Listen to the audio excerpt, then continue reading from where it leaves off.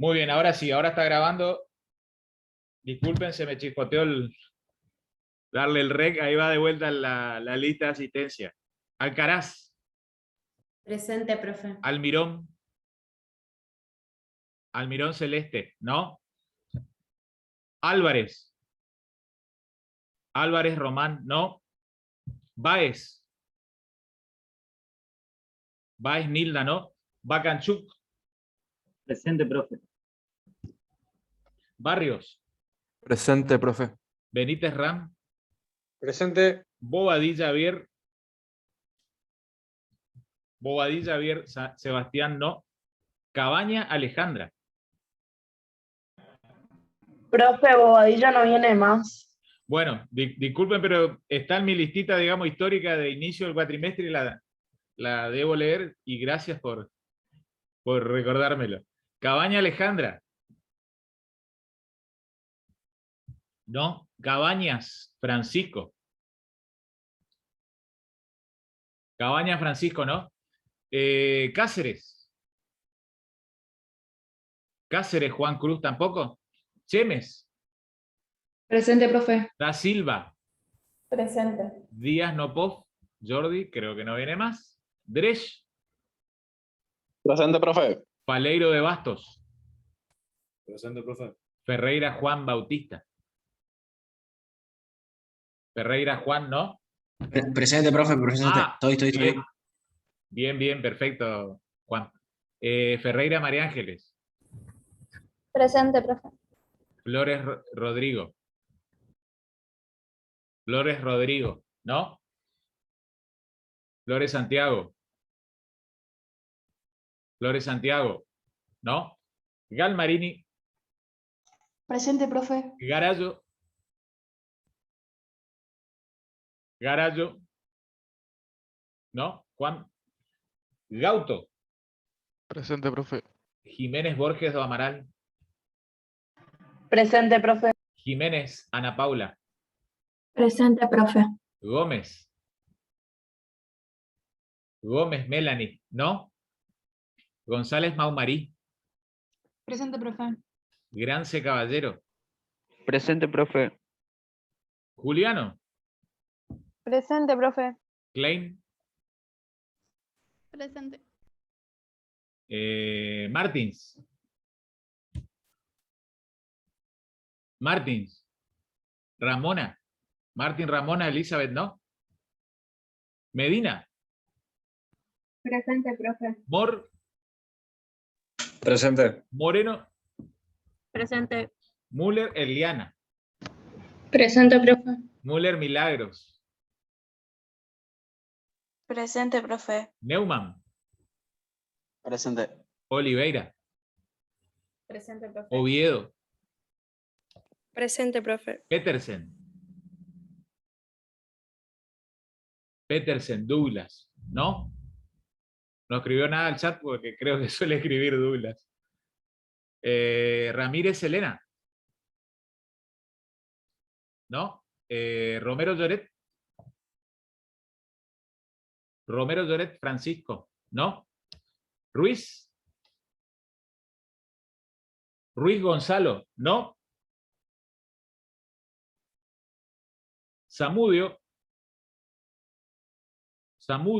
Santarén. Santarén sin luz, profesora. Ah, bueno. Bueno. Creo que había escrito, me había saltado en el chat ya del grupo de civil. Yoles. Presente. Silveira Martins. Presente. Tiburcio. Presente, profe. Bien. Toledo. Presente, profe. Balsechi. ¿Alguno lo conoce a Balsechi? ¿De alguna materia? Al menos virtualmente, digo. Sí. ¿Sí? ¿Está cursando, Patricio? La verdad no, profesor, le nombran, pero en ningún momento. Ah, no recuerdan si alguna vez dio presente. Bueno, No. Basiuta. Presente, profe. Vergara. Profe, él abandonó la carrera. Vergara también. Bueno. Verón. Verón. Verón solía estar en las primeras clases de civil y de economía. Bueno, no entonces. Galarza Rita. Presente, profe. Bien, ¿alguno que no nombré? ¿O que llegó con posterioridad? ¿No? Bueno.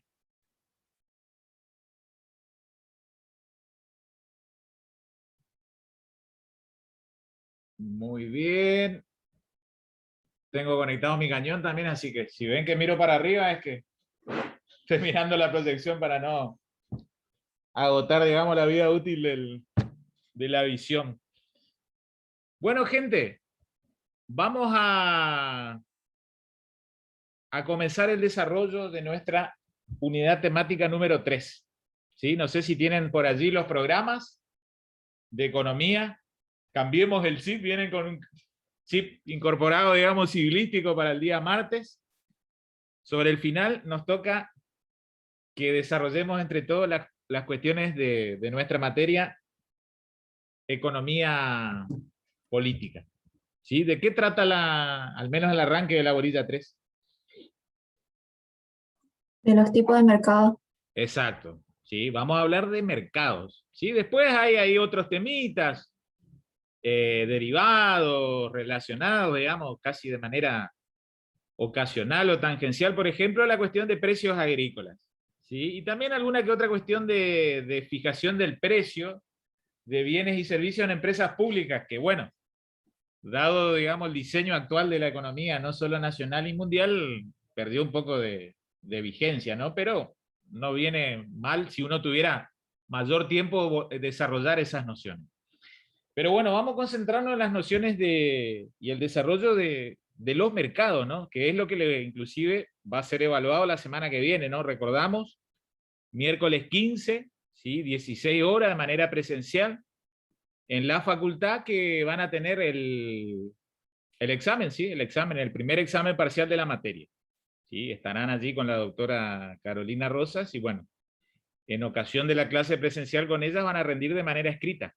¿Sí? Van a tener sus 2 horas, un poco menos seguramente, como para el desarrollo, ¿sí? Y resolución de los temas que allí le planteemos en esa hoja de examinación parcial. ¿Está? Y bueno, ¿alguna noción vimos la clase anterior, sí, en la clase presencial? ¿Qué era un mercado? ¿Qué anotaron? ¿Quién lo Era un recuerda? espacio físico, virtual. Bien. En el cual concurre la oferta y la demanda de determinados bienes y servicios. Exactamente. Y fruto de esa interacción, ¿qué pasaba? ¿Qué terminaba resultando? El precio. ¿Está? Esa llamadita que les dije, ese tintineo de luz, no deja de ser el precio al cual les prestan suma atención oferentes y demandantes, ¿sí? No es, digamos, el único aspecto, ¿sí? Recuerdan que pusimos el énfasis en el desarrollo de la clase anterior, en el cual se fijan oferentes y demandantes, no son los únicos aspectos que determinan, ya sea la demanda o la oferta, pero sin embargo el precio es el principal factor determinante, ¿sí? De ambas fuerzas de mercado. Bueno, perfecto, avancemos entonces, ya sabemos lo que es un mercado, y vamos a una primaria, digamos, subdivisión de los mercados, ¿sí? Que lleva a mencionar que ellos pueden subdividirse en mercados de competencia perfecta por un lado, y por otro lado en mercados de competencia imperfecta. ¿Sí? Ustedes van a la bibliografía económica, digamos, de cualquier libro básico, más profundizado, nivel medio de economía, y bueno, van a encontrar tantas clasificaciones de los mercados. Otros hablan de mercados transparentes, ¿sí? Opacos, oscuros, ¿sí? Según el grado de información que tienen, oferentes y demandantes. Bueno, vamos a seguir esta locución, digamos, de manera sintetizada, como para que les vaya quedando un material de estudio, ¿sí? Entonces, vayamos a definir los mercados de competencia perfecta. En primer lugar, ya sabemos que es la primera subdivisión, ¿sí? Mercados de competencia perfecta, ¿sí? Después vamos a terminar haciendo en unos 15 o 20 minutos una conclusión si ellos se verifican o no en la realidad, ¿sí? Pero podemos decir que son aquellos mercados en los cuales ningún actor, ¿sí? Ningún actor, otros economistas dirán con una terminología, digamos, más pulida, ningún jugador, ¿sí? Les gusta hablar o mencionar mucho esto de la teoría de los juegos a la hora de analizar cómo se desenvuelven los agentes económicos, pero bueno, quedemos con la noción básica de que ningún actor tiene la fuerza o entidad suficiente como para determinar por sí mismo, por su propia importancia, para determinar o fijar el precio de ese bien o servicio económico. Mercado imperfecto, profe. Perfecto. En el Gracias. mercado perfecto no hay ningún actor. ¿Sí? No hay ningún actor que tenga entidad suficiente, y cuando uno dice entidad suficiente habla ya sea del tamaño de importancia que reviste esa empresa oferente, ¿sí? Si analizamos del lado de la oferta, ¿sí? Supongamos entonces no tiene ningún actor tiene una cuota de mercado tan importante como para determinar por sí mismo, ¿sí? El precio de ese producto. Pero hay veces que uno también esto tiene que analizarlo desde el lado de la demanda, ¿sí? Porque ya vamos a advertir que hay mercados imperfectos en donde la imperfección no está en la oferta, que es el típico y rápido análisis que uno hace, sino también está en la demanda, ¿sí? Porque en todo caso hay un único demandante. Ya vamos a definir y, digamos, configurar el estatuto básico de esa especie de mercado. Bueno. ¿Podría repetir entonces, profe? Sí, Juan. Que en el mercado de competencia perfecta no hay ningún actor que tenga la entidad suficiente como para determinar por sí mismo o fijar por sí mismo el precio de ese bien o producto ofrecido en ese mercado. Entonces, como correlato de eso, de qué es lo que resulta el precio de ese bien o servicio en ese mercado ofrecido, bueno, es ese ideal abstracto, teórico, aspirado, muy pocas veces verificado en la realidad, del libre juego, de oferta y demanda. ¿Sí? Después vamos a ver, por ejemplo, ustedes leen la obra de Samuelson, este economista, Paul Samuelson, integrante de la Escuela de Chicago, y digamos, él nos da un mazazo por la cabeza cuando empezamos a leer el capítulo de competencia. ¿Sí? Porque, digamos, en las primeras líneas de ese capítulo de su obra, ya anticipo, digamos, él nos dice, bienvenidos al mundo real, bienvenidos al mundo de la competencia imperfecta. Está como dejando en claro que son muy limitados, contados con los números de la mano, con los dedos de la mano, los mercados que adoptan una estructura de competencia perfecta, ¿sí? O como algunos denominan también, que sean mercados perfectamente competitivos. No ¿En qué países se produce ese mercado, profe? Por ejemplo. No tiene que ver con países, tienen que ver con bienes o servicios. ¿Sí? Ajá. Sí. Después vamos a ver unas condiciones y después hacemos, digamos, como consecuencia, digamos, de ello, alguna ejemplificación de qué mercados podrían llegar a adoptar esa estructura. Vamos ahora a la otra fase. En el mercado de competencia imperfecta hay un actor o un grupo, muchas veces reducido, de actores que sí tienen entidad o fuerza suficiente como para determinar el precio de ese bien o producto ofrecido y correlativamente demandado. En el de competencia imperfecta. ¿Tiene como un monopolio, sería, profe? Bueno, ya nos vamos a meter cuáles son las principales especies de mercados de competencia imperfecta. Hay veces que hay un solo actor que tiene fuerza. Por ejemplo, lo has dicho, Kiara, cuando la fuerza está en la oferta, un solo oferente, es cierto, es un monopolio.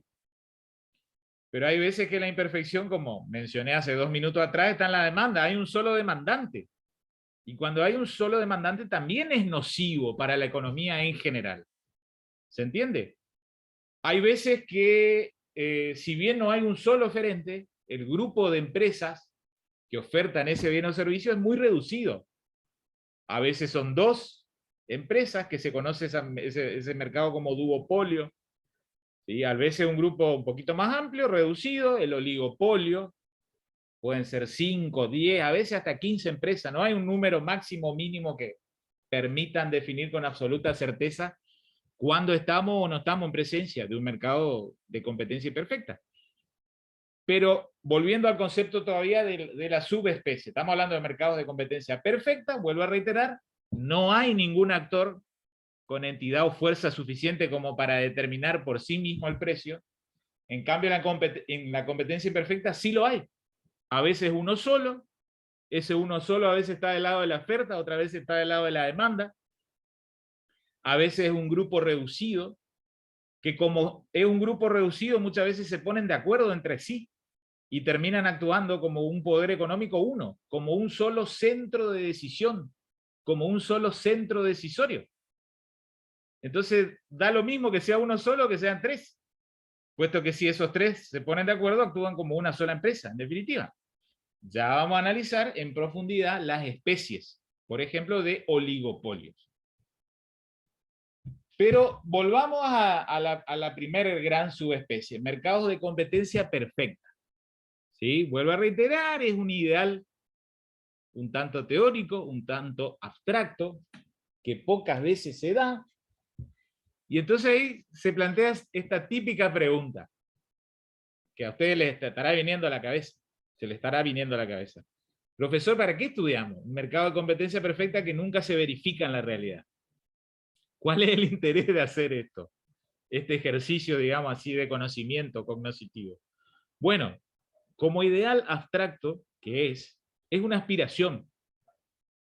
Si la inmensa mayoría de productos que demandamos cotidianamente en nuestra vida, ¿sí? Acá, digamos, bajamos un poco a la realidad de este plato volador que es economía, y venimos a la realidad del día a día del ciudadano a pie.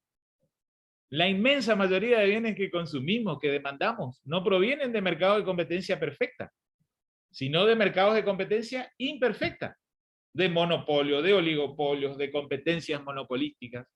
En esas 3 grandes subespecies se resume, ¿sí? El gran universo de bienes que consumimos constantemente en el kiosco, en la panadería, en el supermercado, ¿sí? Pero bueno, vamos poniendo blanco sobre negro. Mercado de competencia perfecta. No hay ningún actor que tenga fuerza o entidad suficiente para determinar por sí mismo el precio de ese bien. Termina resultando de libre juego, de oferta y demanda. ¿Sí? Para que exista un mercado de competencia perfecta, deben verificarse condiciones. ¿Sí? Son, digamos, ítems. ¿Sí? Esto le gusta decir a los anglosajones como si fuera un checklist. ¿Sí? Profe, se cortó. No se le escuchó. Me está marcando conexión inestable. Volví, perdón, ¿se me escucha? ¿Se escucha? Sí, ahora sí. Ahora sí. Ahora sí, profe. Bueno, está complicado sí el internet acá en el barrio. Yo estoy en Villa Sarita, para los que son de Posadas. Sí, profe, se cortó hoy. Cerca de la cancha del más grande de Misiones. El Club Guaraní Antonio Franco. Así que los de crucero. Bueno, volvamos a lo que nos interesa. Estábamos hablando de los mercados de competencia perfecta. ¿Sí? Esto queda grabado igual, así que si por ahí se corta algo y hablé una locución, va a quedar grabado. En última instancia, entiendo yo, se va a trasladar al rígido de la compu y después voy a compartir. Les decía, hay que, digamos, repasar una serie de ítems, de filtros que uno tiene que verificar, uno tiene que analizar, digamos, como que científico que uno pretende ser, o al menos estudiante, que son ustedes ahora. ¿Sí? Nosotros nos toca ahora de este lado, como docente, guiarlo en esta tarea, de ver qué hay que analizar para que uno diga, mirá, ese mercado es bastante competitivo, es bastante perfecto. Son ítems que deben verificarse, ¿sí? En la realidad de ese mercado de tal bien o servicio, que llevarán a predicar que es más competitivo o que es menos competitivo. que es más perfecto o que es menos imperfecto. ¿Sí? Ustedes van a ver que ahora yo voy a proyectar un archivo PowerPoint como para que lo vayan teniendo, digamos, estos archivos ya lo tienen inclusive en sus correos, yo ya los pasé el lunes pasado. En la medida que una condición no se verifique, de esta que vamos a repasar o estudiar, van a ver que es como que caemos a la competencia imperfecta. ¿Sí? De una manera así peyorativa, digamos. Es como que si estamos en una competencia perfecta, estamos en un ambiente, un estándar más elevado. Hay alguna condición que no se da o no se verifica en la realidad, caemos en competencia imperfecta. ¿Está? Pero bueno, entonces, en primer lugar, estudiemos cuáles son esas condiciones que deben verificarse, reitero, para que uno se dé cuenta que está en presencia de un mercado competitivo o un mercado de competencia perfecta. ¿Sí? Voy a compartir el archivo.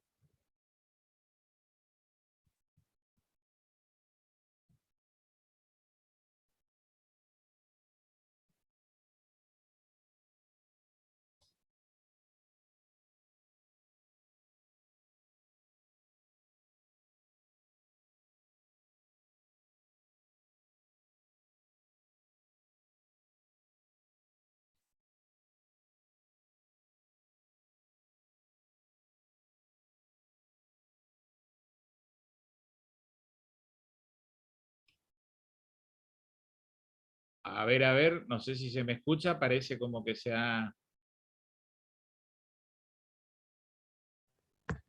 Hola, ¿se me escucha? Pregunto, hablo para que...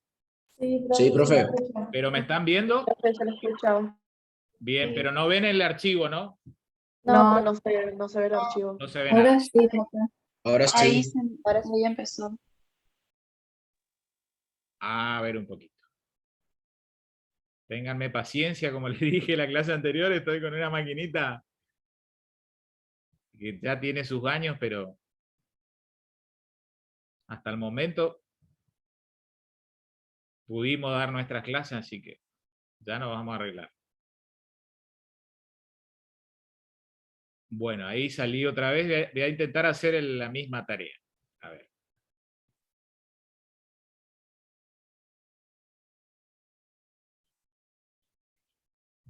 Les decía, son condiciones que deben verificarse. ¿Sí? Les empiezo a nombrar algunas de ellas y entonces vamos avanzando y nos queda, digamos, este laguneo. La primera de ellas es la atomicidad del mercado. ¿Sí? La primera condición que vamos a tener que verificar. ¿Sí? La atomicidad del mercado. Quiero proyectar esto como para que, digamos, lo tengan así visible y bien patente. Pregunto, ¿se está viendo ahora? Ahora sí. Ahora sí. Bueno, voy a intentar ponerlo en pantalla completa como para hacerlo más llevadero en la medida de lo posible.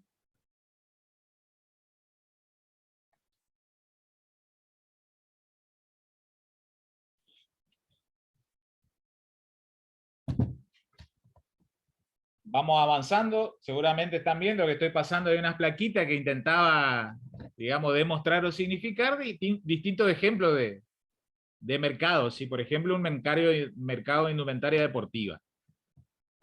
¿Sí? Ya pasamos las definiciones, y esto es un poco lo que yo les anticipé. Encontramos un mercado de competencia perfecta por un lado, y por otro de competencia imperfecta. Y dentro de los mercados de competencia imperfecta, estas principales 4 subespecies. ¿Sí? Monopolio, oligopolio, competencia monopolística y monopsonio. Entonces la clase de hoy, digamos, va a ser desarrollar este cuadrito. ¿Sí? Estamos ahora en la primera subespecie. Ya definimos lo que era competencia perfecta, esa gran definición, digamos, de que no hay ningún actor que tenga entidad o fuerza suficiente como para determinar por sí mismo la fijación del precio. Veamos ahora sus condiciones. La segunda parte de la clase va a ser meternos en el análisis de cada subespecie de mercado de competencia imperfecta. Entonces, ¿cuáles son esas condiciones? Allí lo ven. La primera de ellas, atomicidad del mercado. ¿Qué les parece? Vamos a sacarlo entre todos. ¿Por dónde va? ¿Qué querrá significar esto de atomicidad? ¿Qué les parece? ¿Qué quiere significar? Por ahí estos temas ustedes ya lo han visto Profe, en el colegio. Sí. ¿no sería una cantidad suficiente, digamos, de compradores y vendedores? Exacto. Elevado número de compradores y vendedores. ¿Sí? Uno de los compradores y vendedores, hoy le gusta a los economistas decir los jugadores del mercado. Bueno, más clásicamente se hablaba de los actores. Bueno, ¿cuáles son los actores del mercado? Oferente y demandante. Entonces hay un elevado número de oferente y demandante. No hay, digamos, conflicto, problema, tensión, en que son pocos los que ofrecen, o es uno solo, que son pocos los que demandan, o es uno solo el que demanda. Hay muchos. Está atomizado el mercado. Esto, digamos, hasta la física ha llevado a que perdió un poco de actualidad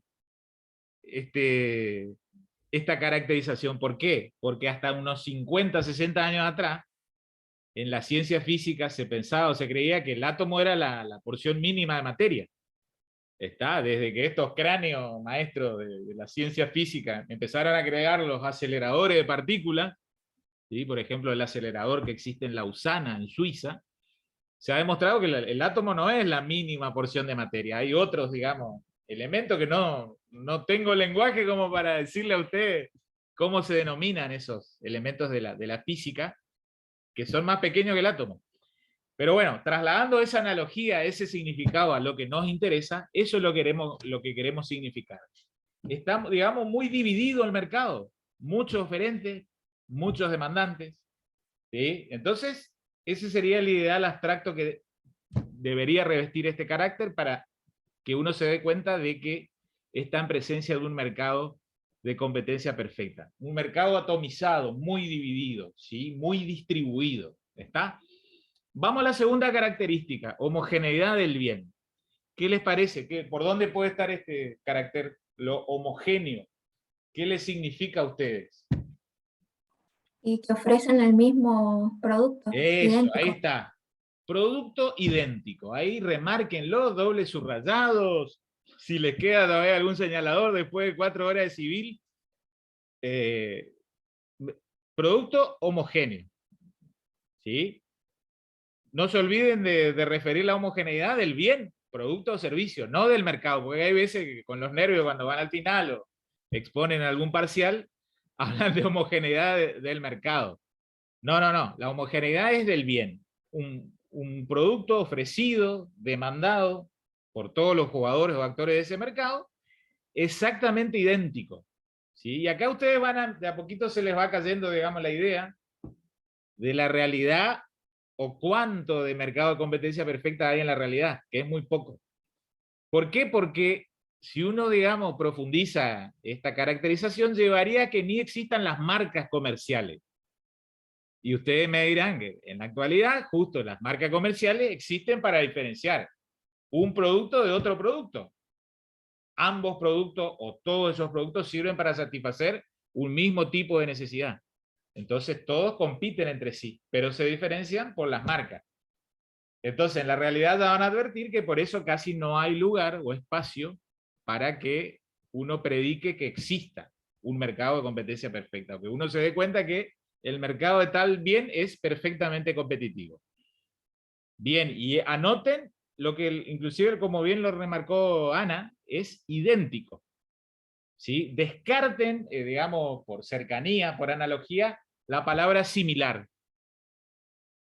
El producto ofertado y demandado es absolutamente idéntico, grandote ahí con señalador, ¿sí? Idéntico, no similar, porque el producto similar nos va a servir para explicar otra especie o subespecie de mercado de competencia imperfecta. Vamos al tercer carácter o tercer característica que predicamos, que advertimos cuando estamos en presencia de un mercado de competencia perfecta. Perfecta transparencia del mercado. ¿Alguna idea por dónde puede girar esto? Esto tiene que ver por ahí, como parte de la doctrina habla de mercados más oscuros, mercados más transparentes, más claros. ¿Qué sería? Puede ser que tengan información certera del precio. Eso, ¿sí? Eso, por ahí va. mucha información, debida información, no solo del precio, pero es correcto. El precio es la principal información que uno busca en el mercado, ¿sí? Pero digamos, no es, en cierta manera, escondida la información, no es retaseada, sino que es accesible la información. Es fácil informarse de cuál es el precio de ese bien, ¿sí? Cuál es el origen, cuál es la procedencia, ¿sí? Qué cantidad de ese bien se ofrece, ¿sí? Y acá les cuento, perdón, ya voy a la pregunta que quieren hacer. Acá tiene gran importancia una rama del derecho que les cuento que a muchos de ustedes por ahí ya como estudiantes les suele interesar, y después cuando van avanzando en la carrera profundizan, ¿sí? Y cuando egresan ni les cuento, que es el derecho del consumidor. ¿Sí? El derecho del consumidor tiende a que justamente, vamos a poner ahora la camiseta, todos somos consumidores. A nosotros nos interesa saber cuál es el precio más o menos general de tal bien o producto, de dónde procede, qué cantidad, por ejemplo, es lo que ustedes advierten en esos folletos que ahora en tiempo de pandemia no nos llegan a nuestro domicilio, pero ustedes ven cómo, por ejemplo, los hipermercados, los grandes mercados tienen que publicar tantas unidades de origen China, hasta cuándo es la oferta, todo es información para el consumidor, para que entonces pueda tomar una racional decisión de decir, ¿compro o no compro? O compro más caro o compro más barato. ¿Sí? Información, eso es, digamos, información al consumidor. Y acá también tiene gran importancia, les cuento, se va enganchando con este cuarto carácter de libre entrada y salida de las empresas. Porque, por ejemplo, la Ley de Defensa del Consumidor, si quieren anoten la histórica Ley 24240, ¿sí? De allá por el año 94, es muy cercana a la histórica Ley de Trasplante de Órgano, que era la 24193, colabora en brindar información, digamos, más que nada para el lado de la oferta de la demanda, el lado de la fuerza de demanda en el mercado.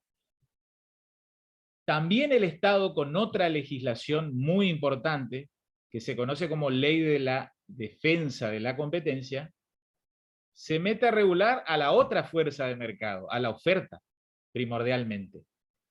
En donde el Estado, digamos, con una serie de mecanismos, que si ustedes escuchan a un economista liberal va a decir, ¿para qué se mete el Estado a regular algo que no debería, digamos, introducirse el Estado? Un economista intermedio te va a decir, está bien que regule, entonces hay más competencia, nunca nos vamos a poner de acuerdo, ¿sí? Pero busca que en tal mercado de bienes o servicios haya más oferentes. Y cuando se empieza a concentrar, busca algún mecanismo como para que no se concentre la fuerza de la oferta. Perdón si alguien quería acotar algo. No, profe, quería preguntar nomás si es, por ejemplo, cuando una empresa más chica, no teniendo a escalas tan altas, por ejemplo, decide decir de dónde vienen sus costos, por ejemplo. Ya puede ser la realidad o no, pero hay algunos emprendimientos que deciden hacer eso para ser más transparentes. ¿Sería también llevando esa idea? Y bueno, siempre que haya información para el público, porque si trasladan al público en teoría cuáles serían sus costos, es como que queda más expuesto cuál es su margen de ganancia. ¿Sí? Como que no tienen un ánimo exacerbado de lucro, desmedido, por así decirlo. Claro, Bueno, esa es la idea que buscan. obviamente que también dibujarán seguro el costo, como para decir. Pero bueno, no deja de ser información para el consumidor, para decir, ¿le compro a este o le compro a aquel otro?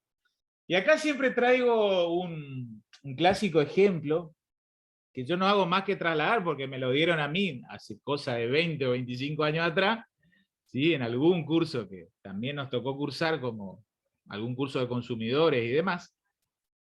¿Tienen alguna idea de qué es lo que significan los productos refurbished? Sí, profe. ¿Sí? ¿Qué significa? Que son los que, tipo, en Estados Unidos se los venden a una persona y después esta la devuelve y los refaccionan y los venden acá en Latinoamérica. ¿Sería eso? Exacto. Es algún producto, generalmente de alta tecnología, ¿sí? De gran manufactura, que muy probablemente en algún país de los llamados, entre comillas, desarrollados, fue devuelto, ¿sí? En tiempo de garantía a la empresa fabricante o a la cadena de comercialización. La empresa responde porque está en el plazo de garantía con la entrega de un producto nuevo. El producto restituido es refabricado, de allí esto del término de refurbished. ¿Sí? Bueno, esto no deja de ser información para el consumidor.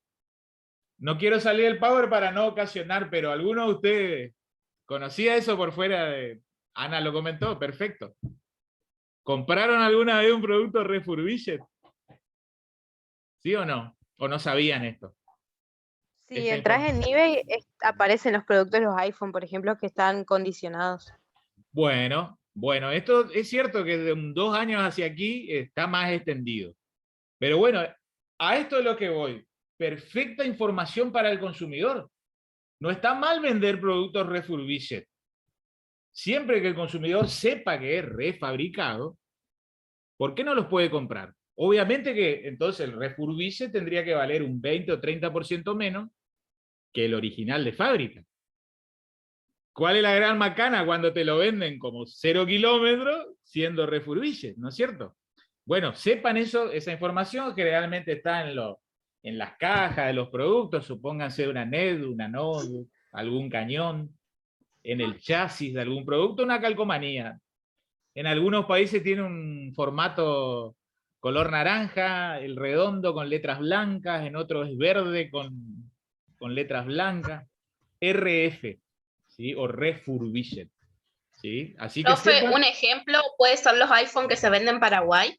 y yo nunca lo compré, no suelo comprar, hace unos buenos años atrás compraba tecnología en Paraguay. Jamás compré refurbished, o al menos no me dijeron que era refurbished. Pero bueno, puede Yo ser... compré en Paraguay, profe, y me llevé un chasco.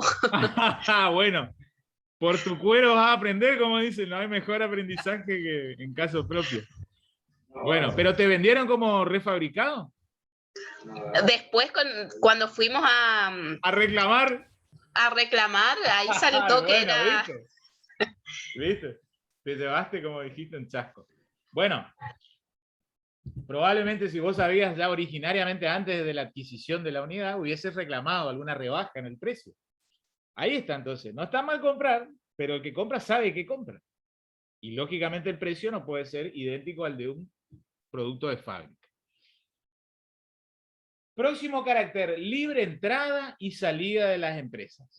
¿Sí? Estamos hablando del mercado como si fuera, vamos a esa definición, un espacio físico o virtual, de ingreso o egreso de, fundamentalmente, empresas que quieren producir algo, quieren dedicarse a algo. ¿Sí? Entonces, acá es que yo les dije gran importancia a la ley de defensa de la competencia.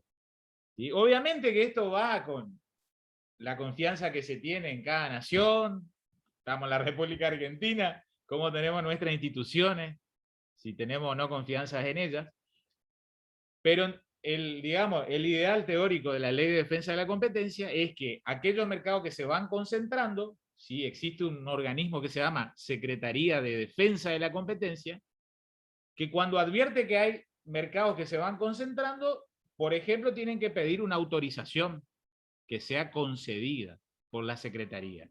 Por ejemplo, cuando 2 grandes empresas pretenden fusionarse, es decir, 2 grandes empresas que o bien se disuelven ambas y pasan a ser una tercera empresa única que tiene una gran cuota de mercado, o bien es una gran empresa que absorbe a una más pequeña. Bueno, hay casos, digamos, paradigmáticos acá en la República Argentina, como por ejemplo años 2008-2009, ¿sí? Cuando el grupo Clarín absorbe gran parte de Cablevisión, ¿sí? O hace 2 años atrás, cuando Telecom absorbe gran parte del mercado, digamos, de Internet y de la televisión por cable. La absorbe a Cablevisión. ¿Sí? Bueno, todas esas funciones entre mega grandes empresas, ¿sí? Cuando atienden a una, digamos, una cuota sustancial de consumidores, en teoría tiene que solicitarse autorización por la Secretaría de Defensa de la Competencia. Hace 2 semanas atrás, acá hubo un caso paradigmático. ¿Sí? Creo que hasta salió en el Misión Online. Googleenlo, ustedes tienen celulares, es fácil ahora acceder a la información. El caso Quilmes. ¿No escucharon nada de eso? conocen la Quilmes, digamos, pero como cerveza de rápido consumo. Bueno, pero googleé en caso Quilmes, Secretaría de Defensa de la Competencia. Allí se advirtieron que había una serie de conductas, ¿sí? Donde, digamos, ustedes saben que a su vez Quilmes no es nacional, ¿no es cierto? ¿Sabían eso? Quilmes en realidad, ¿qué es lo que es? Tanto que pone la camiseta de la selección y el video de Di María. Bueno, eso es para nosotros, ¿no es cierto? Para la gilada, pero Quilmes, ¿de dónde es? ¿Está bien? Brasilero. Quilmes es brasilero, Brahma. Creo que es del grupo Brahma, sí, profe. Hace 11 años, Brahma adquirió Quilmes. ¿Está? Entonces acá también ustedes advierten cómo la publicidad y el marketing, digamos, venden algo para la gilada, que somos nosotros, los usuarios consumidores. Después las unidades estructurales, jurídicamente, comercialmente, son otra cosa. Y después vamos a hablar de los casos paradigmáticos de Adidas y Reebok, ¿sí? Que muchos de ustedes quizás deben creer que compiten, por ejemplo. Bueno, entonces vamos cerrando la idea. Libre entrada y salida de la empresa. Libre entrada es porque alguien quiere empezar a producir algo. Advertimos ahora un fenómeno, ¿no es cierto?, de pandemia. ¿Sí? Gran promoción de los laboratorios, ¿no es cierto?, con la fabricación de alcohol en gel, barbijo. Bueno, la gente vio la oportunidad, tac, se le disparó la lamparita. Vamos a producir alcohol en gel, ¿sí? Barbijo. Perfecto, bueno, ahí se amplía la cantidad de oferentes. En teoría ellos deben colaborar a que haya más oferentes, baje el precio, la demanda sea atendida, todos puedan adquirir esos bienes. Y también tendrían que tener, en teoría, en este ideal abstracto, libertad de salida. Es decir, cuando advierten que las cosas no le va tan bien, se dedican a otra cosa. ¿Sí? Porque si siguen ahí, digamos, persistentes, se van a fundir y van a quebrar, y van a dejar gente en la calle, acreedores sin pagar, ¿sí? Pero bueno, es un ideal abstracto teórico porque no es tan fácil ingresar para no todos los mercados son tan sencillos de que... Imagínense un mercado de la aeronavegación, ¿sí? Fabricar aeronaves para transporte de personas comercial. Bueno, justamente, no es un mercado perfecto, porque hay pocos competidores. Está la Boeing, con sede en Estados Unidos, está Embraer, con sede en San Pablo y Curitiba, en Brasil, ¿sí? Está el consorcio Air France, ¿sí? Que es un consorcio británico francés. Son 4 o 5 empresas, ¿sí? La Connor Lockheed, creo que también es de Estados Unidos, que hasta fabrica módulos para llevar al espacio, ¿sí? Son pocas empresas, ¿sí? Y no es tan fácil, digamos, decir fabriquemos aviones y si nos va mal nos retiramos. Entonces, de allí otra vez reafirmamos este carácter ideal o abstracto de este mercado. Finalmente, quinto carácter directamente ligado con el cuarto, libre movilidad de los factores de la producción. Repasamos la clase anterior, ¿no es cierto? ¿Cuáles eran los factores de la producción? Capital, trabajo, recursos naturales y empresario. Bien. ¿Qué significaría libre movilidad? Que precisamente sea el empresario, digamos, el que sabiamente, justamente cuando le va mal en una actividad, diga, bueno, me dedico a hacer otra cosa. No sé si escucharon, hubo un caso paradigmático ahora en tiempo de pandemia en Gran Bretaña. ¿Sí? Quizás algunos de ustedes, puede ser la mayoría, conocen lo que es la empresa Rolls-Royce. ¿Sí? Lo conocemos más allá del comandante Ford, el Rolls-Royce. ¿Sí? El Rolls-Royce. ¿Qué fabrica Rolls-Royce? Autos. De auto baja gama, media gama, alta gama. Alta gama. ¿Qué hizo el año pasado en pandemia? Marzo, abril, no es que tardó mucho, ¿eh? A los 20 días de que se paró el mundo, ¿qué hizo Rolls-Royce? ¿Qué empezó a fabricar? Creo. ¿Eh?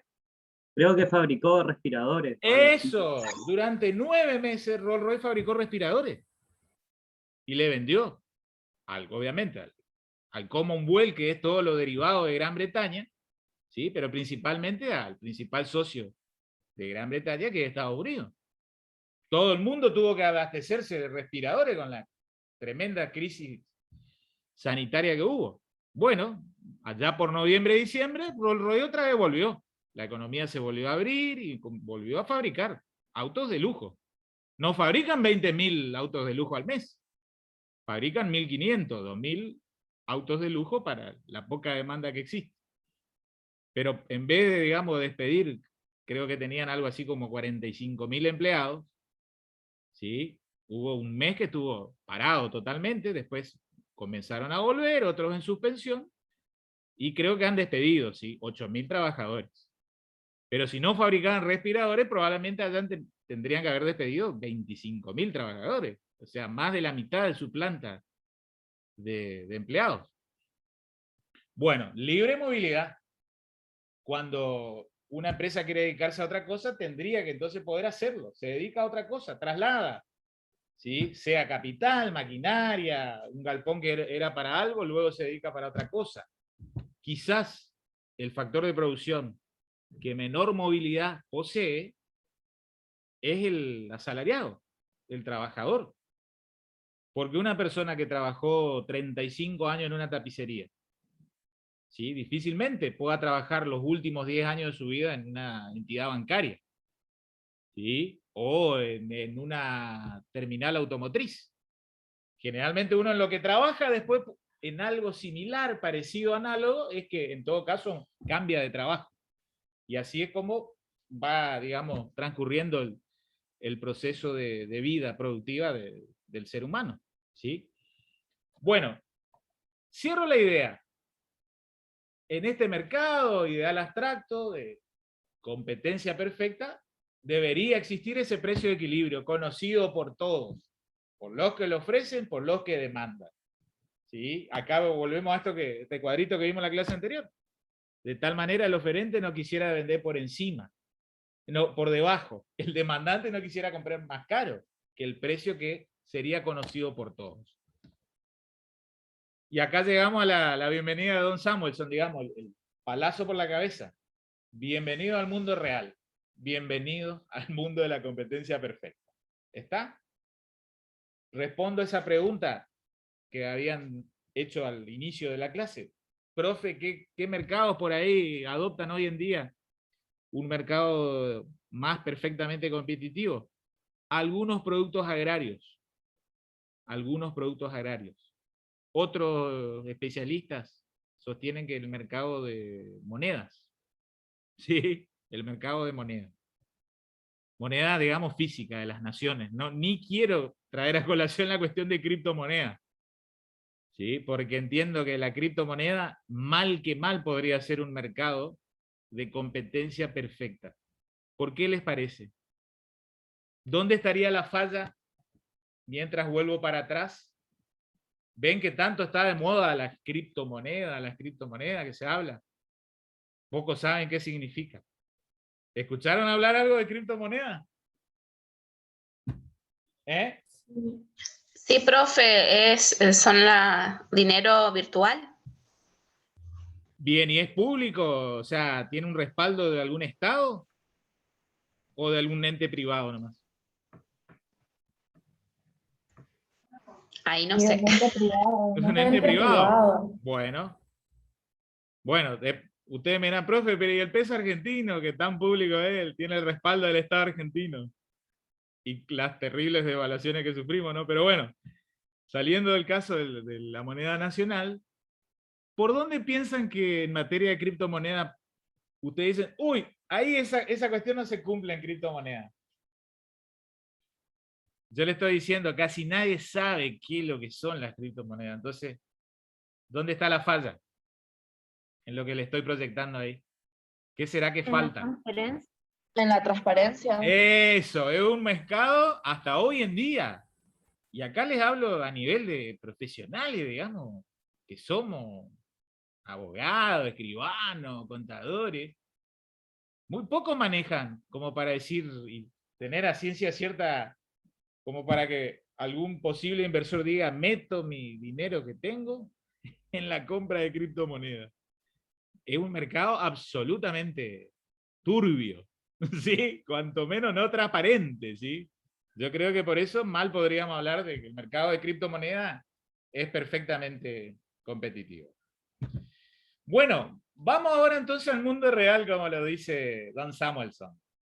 Habíamos anticipado qué mercado encontrábamos en la competencia imperfecta: monopolio, oligopolio, competencia monopolística y monopsonio. Vamos entonces al mercado. Acá hay mucho de ideología, mucho de opinión sin saber muchas veces, mediatizada, y hasta a veces de ataque indebido. Pero digamos, el más bastardeado es el monopolio, ¿sí? Vamos a definir primero lingüísticamente qué significa esto de monopolio. Es un término compuesto, por un lado la partícula o el prefijo mono, que significa uno, está, y el sufijo polio, vendedor. La estructura de este mercado, un solo vendedor u oferente. ¿Sí? Estamos analizando entonces, poniendo el foco de atención en la fuerza de oferta. Acá ustedes ven que entonces esto es coherente con esa definición que hicimos de mercado imperfecto. Hay un actor o hay un grupo reducido. Bueno, acá estamos en presencia del caso en que hay un actor, cuya entidad o fuerza, ¿sí?, que tiene es tan importante como para determinar por sí mismo el precio de ese bien o producto. Vamos entonces a este otro tema, derivado del monopolio. Acá, digamos, hay 3 o 4 cositas que siempre desarrollamos desde hace 40 años, digamos, de que uno era estudiante, no tanto, pero 20 y pico años, y luego uno estando de este lado del mostrador. La otra cuestión es la clasificación de los monopolios. ¿Sí? Por un lado encontramos monopolios simples y por otro lado monopolios discriminantes. ¿Sí? En el monopolio simple deben anotar que el único oferente, ¿sí?, al cual se lo conoce como monopolista, el monopolista ofrece el bien o producto a un único precio. ¿Sí? El único oferente lo ofrece a un único precio para todos, por igual. Sin embargo, en el monopolio discriminante, ¿sí?, atendiendo a distintas razones, ¿sí?, establece distintos precios. ¿Sí? Hay veces que esa discriminación es de tipo personal. ¿Sí? Tiene que ver con el nivel o ingreso o renta del consumidor. Al que tiene más le cobra más, al que tiene menos le cobra menos. Profe, ¿podría repetir el simple? Precio único para todos. En el discriminante establece una gama de precios. Y para establecer esa gama de precios toma distintos criterios de discriminación. Ustedes saben que discriminación es sinónimo de diferenciación. Entonces, cuando tiene en cuenta el ingreso de renta del consumidor, es una discriminación de tipo personal. La tradicional, digamos, distinción es que al que le ve un mayor ingreso o renta, le cobra más. Al que le ve un menor poder adquisitivo, le cobra menos. Muy básico, digamos, esto es la bibliografía económica básica. La bibliografía y literatura económica básica. Segundo criterio de diferenciación de precios, discriminación material. ¿Sí? Atiende a para qué se usa el bien o servicio que él produce. ¿Sí? Acá ustedes, por ejemplo, se van a encontrar en típicos ejemplos de servicios monopólicos esenciales. Por ejemplo, telefonía. Al menos la telefonía fija, hasta hace unos años atrás. ¿Sí? Electricidad. Entonces, hay una diferencia en la tarifa. La tarifa es el precio, deben anotar, del servicio público. No se olviden eso. Cuando en una nación se discute la cuestión de tarifas, lo que estamos discutiendo es cuál es el precio de un servicio público. ¿Sí? Un servicio público esencial. Entonces, usted ahí advierte que, por ejemplo, existe un criterio de diferenciación de que es más cara la energía y la telefonía comercial que la energía y telefonía para domicilio, o familia, o vivienda. ¿Está? Ahí el monopolista toma en cuenta para qué el consumidor va a usar el servicio que yo produzco. ¿Estamos? En tercer lugar, hay veces que el monopolista hace una discriminación geográfica. En tal lugar vende más caro que en tal otro. Este acá esta discriminación suele enlazarse con la personal. ¿Sí? Típica actitud que toma un monopolista, cobrar más caro en el centro que en el suburbio. ¿Está? Porque en el centro generalmente, al menos en el diseño gráfico, sociológico de las ciudades, vive la gente de mayor poder adquisitivo. ¿Ven ahí cómo se entrelaza con la discriminación personal? Mientras que en los suburbios vive la gente con menor poder adquisitivo. Este fenómeno se está, digamos, transmutando. ¿Qué es lo que pasa en las grandes ciudades? En los cordones urbanos, aparte de que lógicamente hay suburbios, villas, callampas, favelas, también se encuentran los countries o barrios cerrados. Entonces estamos asistiendo de 30 años para acá, hay un fenómeno de fragmentación social. ¿Sí? Entonces vean, primer clasificación de los monopolios lleva a distinguirlos en monopolios simples y discriminantes. ¿Sí? Simples y discriminantes. En el simple, precio único para todos. En el discriminante, precios distintos, atendiendo a distintas razones. A veces esa discriminación es personal, es decir, el ingreso de renta del demandante, adquirente o consumidor. Otras veces es atender a para qué va a usar el que me compra mi producto o servicio. Vuelvo a reiterar los ejemplos de luz y telefonía. ¿Sí? Para hogar o comercio. O discriminación geográfica, más caro en el centro, más barato en las afueras, en el suburbio.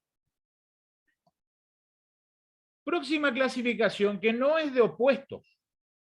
Y anoten lo que les voy a decir, porque esto siempre lo preguntamos, y por ahí, si no lo leen con debido criterio y paciencia, se equivocan. Esto de mencionar de que hay monopolios naturales y legales no es hablar de términos opuestos entre sí. Vuelvo al cuadrito anterior.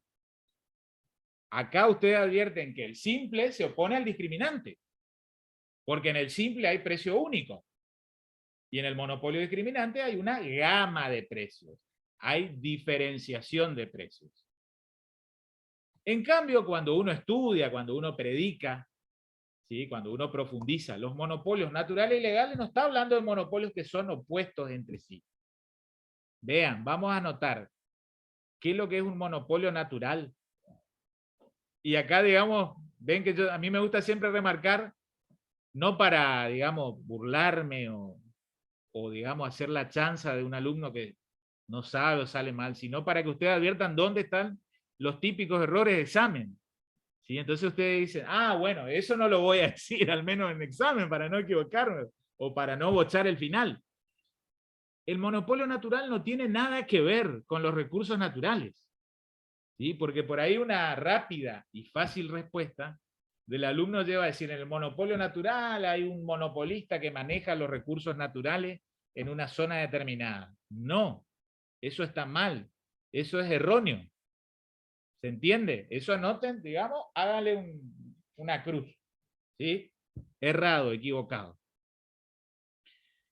Anotamos, el monopolio natural es aquel mercado que debe adoptar una estructura monopólica, es aquel mercado que debe adoptar una estructura monopólica, es decir, de un solo oferente, bajo pena de que ese mercado se transforme en ineficiente.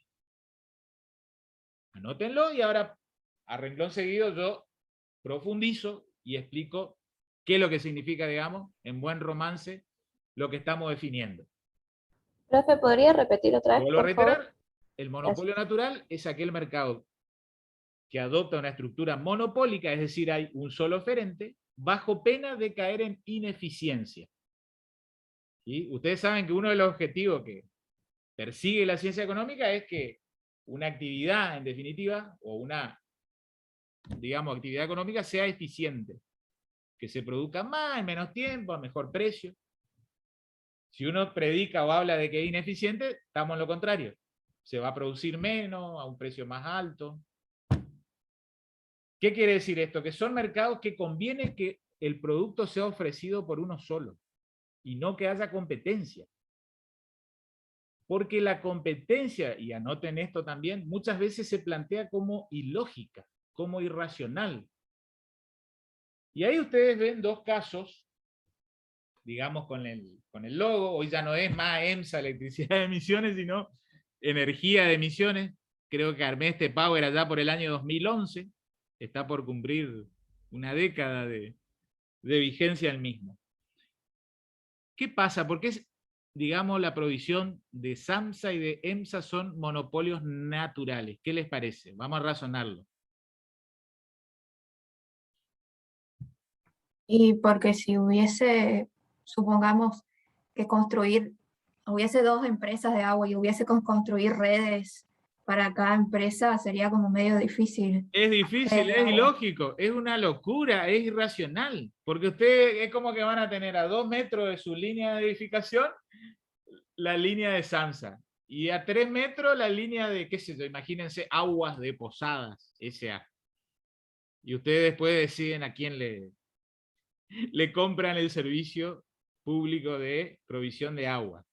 No, es irracional porque no podría haber una empresa que le salga a competir a la ya instalada. Porque los costos iniciales que implicarían esa inversión inicial son astronómicos. Si hubiera, inclusive, y en algún momento llegamos a esa locura de que construye toda la red de agua, probablemente quiera empezar a recuperar la inversión. Entonces va a vender a un precio muy alto. El que ya estaba instalado va a decir, ah, mi competidor vende más alto, yo también voy a subir un poco más ya que estamos. Entonces ahí se ve perjudicado el usuario o consumidor. Vuelvo a reiterar, son actividades que conviene que sean realizadas, que sean ofrecidas por un solo oferente. Va el caso de SAMSA de agua, va el caso de EMSA que es energía eléctrica. Sí. ¿Puede ser que también están estatizadas estas empresas o no reciben a ver, apoyo del Estado? Va enganchado con lo que sigue a continuación. Hay monopolios, ya salimos de los naturales. Hay monopolios que predicamos o explicamos que también hay monopolios legales. Y anoten, hay mercados que poseen o tienen protección legal. Hay una normativa que establece que el mercado de ese bien debe ser monopólico. Que ese bien, servicio o producto debe ser ofrecido por uno solo. El Estado protege al monopolista. Entonces, ¿qué pasa? Ahí va el mismo ejemplo, otra vez SAMSA o EMSA. Puede ser que el que ofrece ese producto sea el propio Estado. Como por ejemplo ven ahí en la cuestión de energía eléctrica, EMSA no deja de ser lo que se conoce como una SAPEM, Sociedad Anónima con Participación Estatal Mayoritaria. En definitiva, el Estado el que toma la inmensa mayoría de decisiones. No es una empresa absolutamente estatal, porque hay capitales privados, pero el Estado es el que decide dónde ampliar las redes, a quién poner en el directorio, a quién sacar. ¿Sí? Entonces, los servicios públicos generalmente son ofrecidos por un solo oferente. ¿Sí? Si es el propio Estado, puede serlo el propio Estado con su propia estructura orgánica, o a veces con alguna empresa estatal, totalmente o a veces con participación mayoritaria estatal. Y si no, generalmente, y esto es, digamos, el fenómeno que ocasionó el neoliberalismo a partir de la década del 90 en la República Argentina, se concesiona. Es el Estado el que concesiona.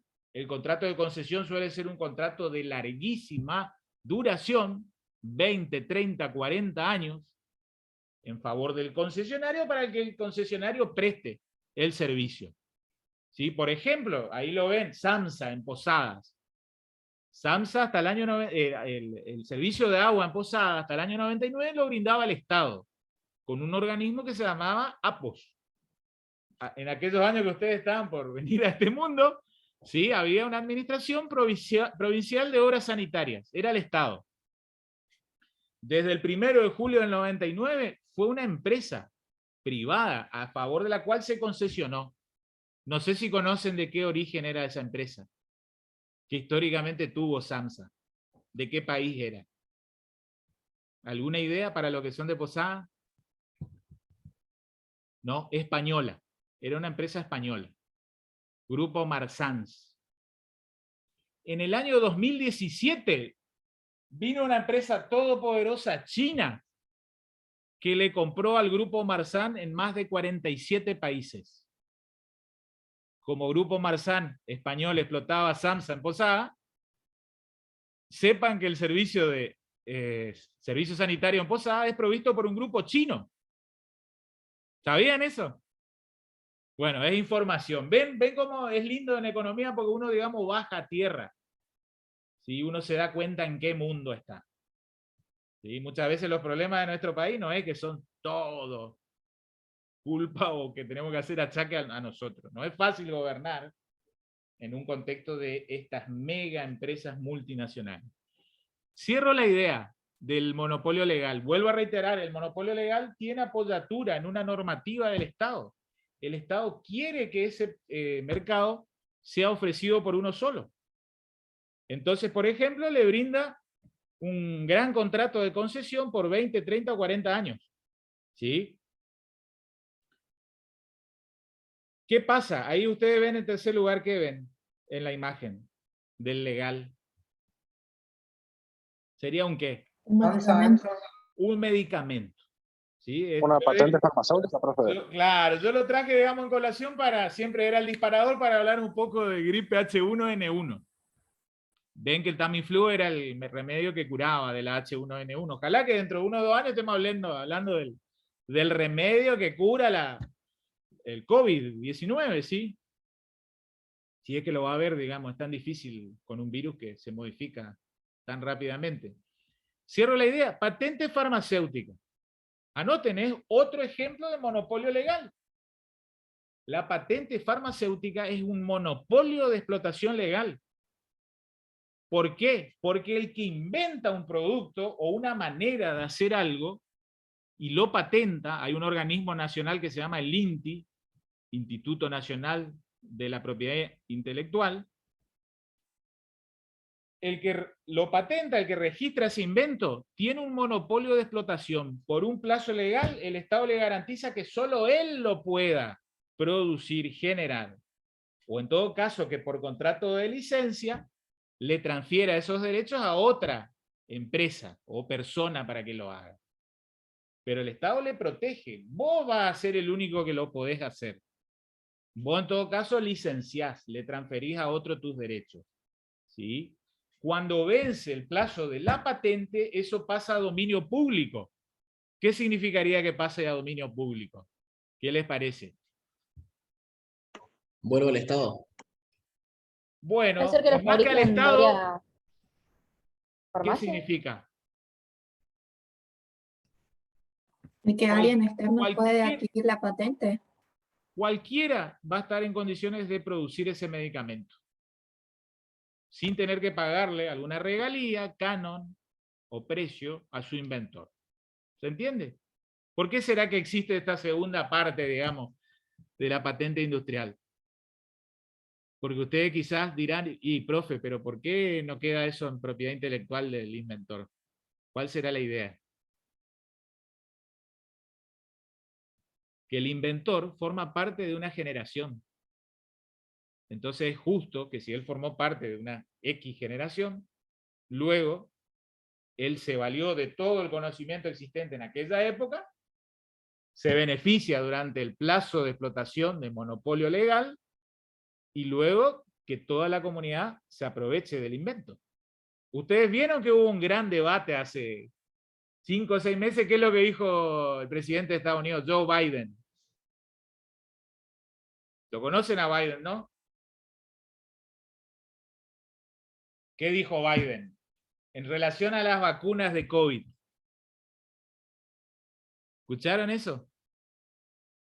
Se discutió. Biden decía, las vacunas no deben ser patentadas. Tenemos que terminar con la crisis del COVID en 1 o 2 años.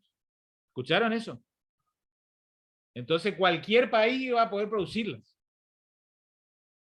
a bajo costo, porque no iba a tener que pagarle, digamos, un canon o regalía a AstraZeneca, Oxford, en Gran Bretaña, o a Pfizer en Estados Unidos, o a Moderna en Estados Unidos, ¿sí?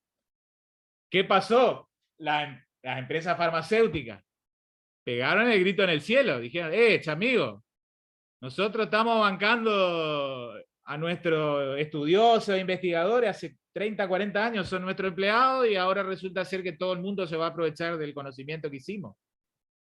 Y bueno, ¿quién tiene razón? No soy yo el indicado para decirlo. Les cuento nomás cuál fue el debate hace unos 3, 4 meses atrás. Y era nada más y nada menos que por una patente. En este caso, si se podían patentar o no las vacunas. ¿Sí? Vean qué singular. Estados Unidos, ¿qué es lo que hizo? Digamos, como un pacto de caballeros. Permitió que se patente, no se metió más en el tema, no habló más Biden de eso. Pero ¿qué es lo que hizo? Como contrapartida empezó a donar millones de vacunas a muchos países del mundo. ¿Sí? Entre ellos Argentina, que recibió más de 3 millones de dosis de Pfizer.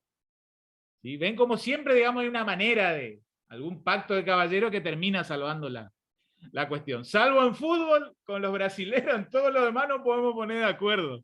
¿Sí? En fútbol ahí no hay manera de hacer un acuerdo o pacto de caballeros. ¿Sí? Vamos cerrando la idea de los monopolios. Pregunto, ¿ustedes sabían que existían los monopolios naturales? Sean sinceros, antes de esta clase o por ahí algo hablaron en colegio secundario. ¿Sí o no? No. No, profe. No. Bueno, sepan entonces que hay monopolios que, digamos, no son tan malos, tan nefastos, porque son monopolios necesarios. Son mercados que tienen, digamos, como que no nos queda otra, que el bien o producto o servicio sea ofertado por uno solo. ¿Se entiende? Entonces, vean, vamos a hacer el análisis de la consecuencia para la economía que trae, en general, los monopolios por fuera, reitero, por fuera de los naturales y de los legales. Entonces, cuando uno por ahí escucha así por contenido ideológico, todos los monopolios que son malos, que esto, bueno, es como decir, baja un cambio. No todos los monopolios son nefastos. Los monopolios naturales y legales, generalmente el natural a su vez suele ser legal, suele tener protección estatal, porque el Estado está interesado en que esa gran empresa que provee energía, agua, lo que fuere, o transporte público, sea solo ella, por un importante plazo de concesión. Entonces, lo que vamos a hablar es por fuera de los monopolios naturales y legales. ¿Sí? Si hasta ustedes se meten en la Constitución Nacional, después, siempre digo acá, ahora no tendrían que tener una Constitución porque es economía. ¿Sí? Pero para civil siempre tengan a mano una Constitución Nacional. Lean después el artículo 42, segundo párrafo, de la Constitución Nacional. Y van a ver que hasta la propia Constitución dice, por fuera de los monopolios legales y naturales, más o menos en estos términos, al cual el Estado solo puede controlarlos, no debe combatirlos, digamos, entre comillas, ¿sí? Debe controlarlos, ¿saben con qué? Y si quieren anótenlo, con los llamados entes reguladores. En teoría sería el órgano del Estado que tiene que controlar, ¿sí? Que tiene que controlar a la gran empresa concesionaria. Por ejemplo, ¿qué le tiene que pedir? Ya que, como les digo, SAMSA va a explotar hasta el año 2029, acá en Posada, el agua de Posada. ¿Sí? Casi 30 años. 30 años, digamos, de concesión. Le va a exigir mínimos de metros cúbicos por día, por semana. Le va a exigir que extienda la red de provisión del servicio sanitario y de cloacas. Es decir, le va a exigir inversiones. En teoría, le debería exigir, debería mejorar el servicio. Es como que el Estado le dice, yo garantizo que vos solo lo hagas, pero vos ponete la pila, no le deje a la gente nunca sin agua, y seguí ampliando la red cloacal y de servicio. Porque una cosa era Posada en el año 99, que tenía 240.000 habitantes, y otra cosa muy distinta es Posada en el 2021, que tiene casi 350.000 habitantes. ¿Sí? Entonces, reitero, por fuera de los monopolios naturales y legales a los cuales hay que controlarlos, no se olviden, no combatirlos, las consecuencias de los monopolios son nefastas. A todos los demás otros bienes y servicios que se proveen, ¿sí? De cualquier cosa que compramos, que consumimos, que nos vestimos, que nos alimentamos, que nos ponemos el barbijo, que el alcohol en gel, que el lente, que esto, que aquello. Siempre conviene que el producto sea ofertado por 2 o más personas, por muchas personas, que esté atomizado, como hablábamos hace una hora atrás, el mercado. Acá tomo las palabras de un profesor de la UBA, ¿sí? El profesor Krieger, creo que, no me acuerdo ahora el apellido. Vean, él siempre pone este claro ejemplo de la competencia. No es propio, pero yo creo que es muy alegórico y típico para entender esto. ¿De qué el monopolio? ¿O qué no es el monopolio en todo caso? ¿O por qué es buena la competencia? Él dice lo siguiente. Imagínense un gran atleta de élite, corredor de 100 metros llanos. Sabe que el año que viene, o ahora, no sé, el 2024, supónganse, va a ser en París los Juegos Olímpicos, ¿no? El próximo. Tiene que competir, llegar a la final de 100 metros para poder colgarse la dorada. ¿Es lo mismo para ese único competidor? ¿Saber que él es único competidor o que hay 2000 corredores en el mundo? ¿Qué les parece? Por simple lógica, ¿qué me contestan? Y que va a ser mejor que haya varios competidores, así se va a forzar por mejorar. Él mismo va a mejorar, porque si él sabe que en el 2024 tiene asegurada la de oro, los 3 años que restan seguramente se va a fumar un churro, digamos, toda la mañana, con media luna y vigilantes. Si él sabe que va a ganar la carrera de 100 metros en el 2024, no le interesa hacer un tiempo de 9.69 o 15.42. Si él va a ganar. Eso, lo mismo trasladado, es para entender cómo funciona el monopolio. Por fuera, los monopolios naturales y legales. Por eso es conveniente que siempre los mercados sean competitivos, que haya competencia, que haya algún otro que ofrezca lo mismo que vos. Entonces, los competidores entre sí, cada uno que ofrece su producto o servicio, que compiten entre sí, va a intentar producir un mejor bien o servicio, con mejor calidad, probablemente a un mejor precio. Entonces hay incentivo en la competencia. ¿Está? De lo contrario, se producen estas 2 consecuencias nefastas. El vendedor que maneja casi de manera absoluta, discrecional el precio, entonces puede, de a poquito, no suele ser, digamos, muy bruto o vulgar. Va subiendo de a poco el precio.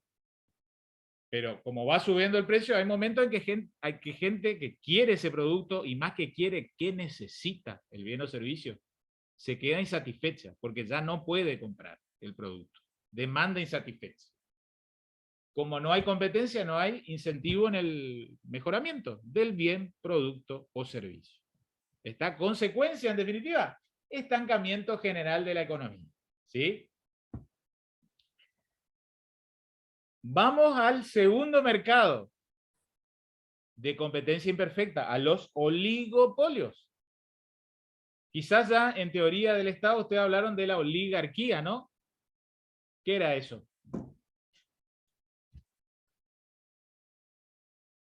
La oligarquía, los oligarcas. Gobierno de unos pocos. Lo mismo nos pasa, aprovechamos, digamos, esa partícula, ese prefijo, ¿sí? El oligopolio es un mercado para pocos oferentes. La estructura de este mercado lleva a decir de que hay pocos o algunos vendedores u oferentes. Otra vez ponemos el foco de atención en la fuerza de oferta. ¿De cuántos son los que ofertan? ¿Sí? No nos interesa los demandantes. Probablemente el mercado tendrá muchísimos demandantes. ¿Sí? No se vayan olvidando, entonces, monopolio uno solo. Oligopolio son pocos. Como les dije, basta con que haya 2. Si hay 2, es a su vez una subespecie de oligopolio, es el duopolio. ¿Sí? Un bien, producto o servicio solo ofertado por 2 grandes empresas. Es, digamos, un ejemplo extremo, ¿sí? De oligopolios. Pueden ser 5, 10 o 15. No hay límite cuantitativo, digamos, techo. Entonces vean, así como en monopolio también nos interesó clases de monopolio y ven que desarrollamos toda esa locución, también nos interesan las clases de oligopolios. Fundamental saberlo, conocerlo. ¿Cómo se subdividen los oligopolios? Dos grandes variantes que tienen en cuenta cómo se comportan esos pocos oferentes entre sí. Puede ser que esos pocos oferentes o vendedores de ese bien, servicio o producto se pongan de acuerdo entre sí. O puede ser que no se pongan de acuerdo. De allí que surgen estas variantes de oligopolios con coordinación, o también llamados colusivos, ¿sí? Colusivos porque proviene del verbo coludir, ¿sí? Coludir. No anoten, en algún que otro parcial de años anteriores anotaban coludear. No, el verbo utilizado es coludir. Coludir. Coludir es reunión, digamos, si ustedes leen en la RAE, googleen en el celular, es reunión de empresas o personas en pos de generar perjuicio a tercero. Pero bueno, esa acepción en parte nos sirve para la ciencia económica. Vuelvo a reiterar, los oligopolios pueden ser con coordinación o sin coordinación. Si tienen coordinación, son colusivos. Si no hay acuerdo entre los pocos oferentes, son no colusivos. Vayamos a la primer subespecie, estos oligopolios con coordinación. Estos oligopolios, colusivos. Hay acuerdo entre los pocos oferentes. Se ponen de acuerdo, a veces de manera expresa, muy pocas, y la gran mayoría de veces de manera tácita, es decir, sin decirlo. Pero, haciendo una analogía, es como que se hacen, disculpen la vulgaridad, algún guiño. ¿Sí? No, rara vez hacen algún acuerdo, porque los pactos o acuerdos expresos, les cuento, por ahí lo van a leer en la bibliografía económica, están prohibidos. Esas leyes de defensa de la competencia evita que cuando hay un mercado que es ofrecido el producto de ese mercado por pocos oferentes se pongan de acuerdo. Evita el acuerdo expreso. Reprime, impone sanciones. ¿Sí? Porque si hay concentración no hay competencia. ¿Está? Entonces, ¿en qué se ponen de acuerdo? Muchas veces en el precio del bien o servicio. Alguna que otra vez en la cantidad ofrecida, lo cual es una manera indirecta de manejar el precio. ¿Sí? O también, esto es muy habitual en contextos como el actual, distribución geográfica o estamentaria de los mercados. Profe, ¿esto no sería como las empresas telefónicas, como Exacto, personal? Exacto, es el claro ejemplo de... Después vamos a ver si... yo lo llevaba hacia ello, y vamos a discutir si las empresas de telefonía móvil, digamos, compiten o no compiten. Pero cierro la idea, ¿qué sería una distribución estamentaria? Entre las clases. Eso, clases sociales. Ustedes, básicamente, todos distinguimos clase alta, media y baja. Entonces, ¿qué hacen los grandes CEOs? Ven que a los jefes o administradores de estas empresas, modernamente, digamos una locución anglosajona, el CEO, ¿sí? El Chief Executive Order o Organization, desconozco, pero es el CEO, el director de la empresa. Se ponen de acuerdo y le dicen, vos vas a vender a un segmento de clase alta. Y vos tal otro va a vender a un segmento de clase media. Y vos tal otra empresa al segmento de clase baja. Yo no voy a pelearte para vender en clase alta. Vendelo vos, yo me encargo de clase baja. ¿Sí? Pero terminan distribuyendo mercados. ¿Ven? A veces distribución geográfica, a veces distribución estamentaria. ¿Qué pasa entonces? Como estos pocos oferentes se ponen de acuerdo, termina funcionando como un monopolio. De hecho, hay un solo centro decisorio. Si bien hay 3, 4 u 8 empresas, como se ponen de acuerdo entre sí, no compiten. O en todo caso, nos hacen creer disculpen la vulgaridad o el lenguaje coloquial, a la gilada, que compiten. ¿Sí? Por ahí con publicidad, en teoría agresiva, de que en teoría estarían ofreciendo distintos servicios, pero en realidad no están compitiendo. ¿Sí? Y ahí lo que ha dicho el compañero, típico ejemplo de estos oligopolios colusivos, la empresa de provisión de telefonía móvil. ¿Sí? Acá un oligopolio de 3 grandes empresas en la Argentina. No sé si hay alguna cuarta. ¿Conocen? 20, ¿no? Creo que en Córdoba está fuerte, ¿no? ¿Alguna otra? Tigo no está, ¿no? Acá. ¿Dónde está Tigo? En Paraguay. En Paraguay. En Paraguay está Tigo y Claro. Allá hay un oligopolio entre Tigo y Claro. Le rajaron a personal. No sé si hay personal en Paraguay. Bueno, y acá este otro. El mercado, valga la redundancia, oligopólico de los hipermercados. Carrefour, Walmart, Libertad. Estas mega empresas, digamos, hipermercadistas, hacen distribución geográfica para no competirse. A veces uno dice, vos te quedás en tal lugar de la ciudad donde hay gente con más caudal, yo voy a tal otro sector, yo tengo mi clientela cautiva, vos no te metas conmigo, yo no me voy a meter con vos. Y acá hago siempre la misma pregunta, Walmart, ¿están Posadas? No. Walmart no, pero el Chango Más es parte No. Exacto, Walmart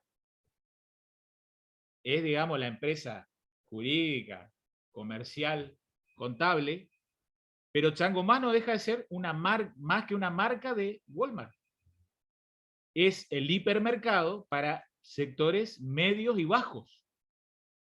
¿Se entiende? Y Walmart como tal, cuando adopta para sí el ropaje de Walmart, es el hipermercado para sectores medios y altos. Termina funcionando como una distribución estamentaria de la sociedad. ¿Se entiende? Así funcionan, digamos, los mercados. Y acá, digamos, no es un mercado. Puede ser que vean el mercado de indumentaria deportiva. ¿Conocen la marca Adidas, no? ¿Sí o no? Todos conocen. Sí, profe. ¿Reebok? También. Bien. ¿Reebok y Adidas compiten? ¿Alguna idea? Acá No es Reebok. parte de Creo que es de Adidas. Adidas. Exacto, exacto. Adidas compró Reebok para estar fuerte en Gran Bretaña y en Estados Unidos. En Argentina no es fuerte Reebok. Adidas vende en Argentina como Adidas, digamos, por toda la historia, tradición futbolística, digamos, de que siempre es la camiseta oficial de la selección nacional, ¿no es cierto? De fútbol. Pero bueno, ven que muchas veces uno cree que las empresas compiten cuando en realidad no lo hacen. ¿Sí? Sea que se ponen de acuerdo porque en realidad jurídica y comercialmente son una misma empresa, con distintas marcas. ¿Está? Y algo parecido, profe, ocurre con los autos, ¿no? La marca de los autos. Oligopolio. Lo que pasa es que en los autos vamos a ver que más que oligopolio es una competencia monopolística. Porque los autos terminan compitiendo entre sí. ¿Sí? Pero porque son productos similares, no son idénticos. Porque hay un auto que tiene tal cosa y este otro tiene tal otra, entonces siempre hay una pequeña diferenciación.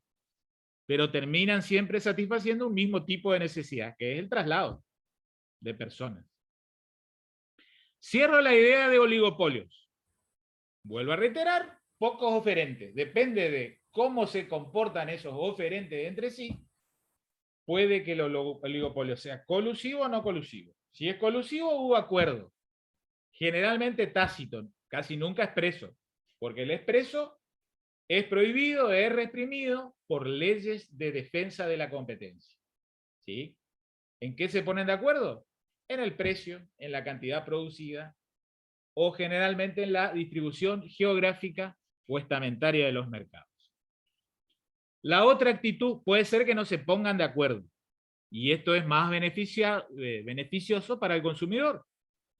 Se produce la denominada guerra de precios. Guerra de precios. ¿Sí? Acá si quieren anoten el ejemplo En teoría. Acá yo creo que hay más de los que escriben libros de economía que realidad. Pero el típico ejemplo que uno encuentra de guerra de precios es el de las tarifas de los aviones, traslado de personas, en teoría. No hay acuerdo. Los pocos oferentes se pelean entre sí.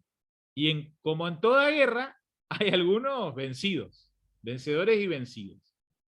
Muchas veces ese vencido es absorbido a su vez por una empresa más grande, que lo termina, digamos, liquidando. Acá hay un grave riesgo, anoten, en el oligopolio no colusivo. Grave riesgo de que cuando el oligopolio es de dos oferentes, ¿cómo se llamaba ese oligopolio? Yo le había dicho hace un ratito. El duopolio. El duopolio, hay un grave riesgo que no haya acuerdo entre los oferentes. Vean, es como que decimos, nos conviene que se pongan de acuerdo. ¿Cuál es el grave riesgo? Que como es una guerra, haya un vencedor y un vencido. ¿Y qué pasa si hay un vencedor y un vencido? ¿Y ¿De queda oligopolio monopolio? pasamos a qué? Monopolio. A monopolio, que era lo que no queríamos. Y además, digamos, hay un riesgo inmediato, que cuando hay un duopolio, esas dos empresas atienden una cuota muy importante del mercado. Es como que yo le diga, una empresa le brinda el servicio al 60% de la población y la otra empresa al 40% restante de la población. Entonces, si una empresa, digamos, funde o quiebra, inmediatamente, en un corto y mediano plazo, probablemente haya un 40% de la población que no pueda atenderse, que no pueda lograr adquirir ese bien o servicio, hasta que la empresa absorbente tenga la capacidad de ampliar su capacidad de producción. ¿Sí? Entonces, ese es el grave riesgo del duopolio. ¿Se va entendiendo, gente? Pregunto. Medio tarde pregunté, pero ¿vamos yendo? Sí, profe, se entiende. Sí, profe. Bueno, sigamos entonces. Ya nos queda un poquito más y vamos a liquidar, así ustedes van al parcial con el tema de mercado absolutamente finiquitado. Vamos al tercer mercado de competencia imperfecta. ¿Sí? No es tan imperfecto, pero no deja de tener su falla, su imperfección. Lo vemos allí. Prima facie, solemos decir así coloquialmente, pareciera una contradicción en los términos, ¿no? ¿Por qué? Es como decir el caballo negro blanco de San Martín, en esa tradicional frase. ¿Cómo va a haber competencia y a su vez va a ser monopolística, no? Pareciera algo que no cuadra en los cánones que traemos como para estudiar. Bien, hay de las dos cosas. Hay algo de competencia y hay algo de monopolio. Eso es lo que, digamos, la idea que ustedes deben quedarse. ¿Por qué hay competencia? Porque hay muchos oferentes. Hay muchas empresas que ofrecen bienes o servicios. Pero aquí, y aquí la diferencia, es que el servicio ofrecido no es idéntico, que era, digamos, condición para que estemos en presencia del mercado de competencia perfecta. Aquí el servicio ofrecido, o el bien o producto ofrecido, ofertado, demandado, es similar. Cada producto tiene una pequeña diferenciación de su coetáneo, de aquel otro. A veces la marca, alguna cosita más que tiene para diferenciarse. Pero todos los productos terminan compitiendo entre sí, porque si uno compra el producto de un oferente, no compra el del otro. Si yo compro el producto tal cual me lo ofrece uno, no le compro al otro. Entonces acá hay innumerable cantidad de ejemplos. Les digo, vivimos prácticamente en un mundo de oligopolios y de competencia monopolística. Ejemplo, los celulares, indumentaria deportiva. ¿Sí? Acá yo les traigo en el Power estos ejemplos adaptados a aquella época. ¿Sí? Los yogures, los cereales, el shampoo. Díganme si no, ustedes van al supermercado. ¿Van al supermercado o no? ¿O ¿van demandados o por propio? No quiere reconocer que manda a alguien, ¿eh? Sea familia o... Bueno, vean. Díganme si no uno se topa con la vitrina, digamos, la estantería de yogures. 30 metros tiene en un hipermercado, ¿no es cierto? En cualquier California o hasta en el chino. Hay 400 productos que es uno distinto del otro, ¿no? ¿Sí?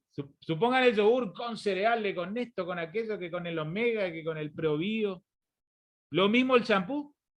Para rubios, para esto, para los pelados, ¿sí? Para crecimiento, que esto, que aquello.